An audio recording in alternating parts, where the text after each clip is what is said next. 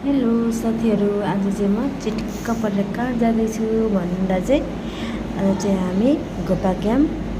किन भन्दा हाम्रो नानीको अस्ति इजिजी गरेको थियौँ नि त विराटनगरको नर्सिङ होममा। त्यसको रिपोर्ट देखाउनु चाहिँ हामी क्याम्पको डक्टरसँग जाँदैछौँ। त्यसैले हामी चाहिँ मेरो बहिनी, उसको छोरी, म तीनजना भएर जाँदैछौँ। उहाँ चाहिँ मेरो हिरो। उहाँले चाहिँ हामीले सवारीमा सर र हावा खुवाउँदै लाँदै हुनुहुन्छ होइन साथीहरू।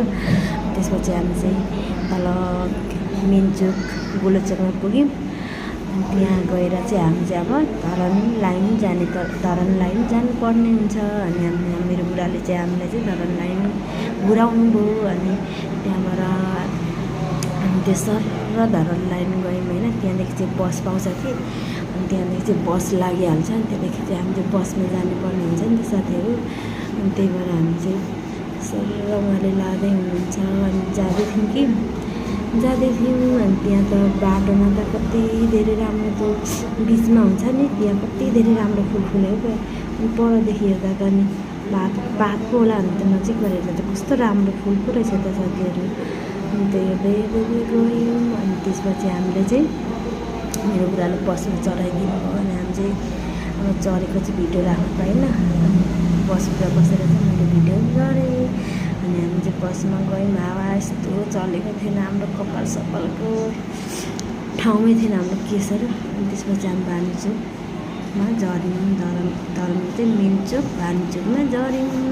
त्यसपछि सफारीवालाहरूले चाहिँ कहाँ जाने भन्दै सोध्दै हुनुहुन्छ। हामी चाहिँ कहीँ नजाने भन्दै हामी चाहिँ सरासर हिँड्यौँ कि अब कहाँ जाने भन्नुहुन्छ। एकजना बाबु यहाँ जाने भनेर नक्नु।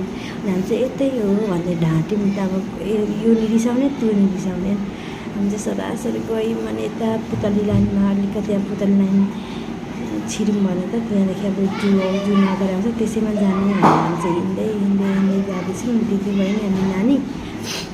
नभन् त अनि त्यो एउटा सफारी दाइ हुनुहुँदो रहेछ जाँदै गरेको एकजना सिस्टरलाई लिएर। अनि त्यहीँ हामी चढ्यौँ। हामीले पनि लानु, हामी क्याम्प लिएको भन्नु। त्यो दाइले चाहिँ हुन्छ आउनुहोस् भनेर। अनि हामी चाहिँ दाइकोमा चढेर सर गयौँ साथीहरू। अनि नानी चाहिँ दाइ चाहिँ उल्टो लाइन, हामी चाहिँ यता बस्यौँ। त्यो सिस्टर त्यो झरी हाल्नुभयो, नजिकै रहेछ।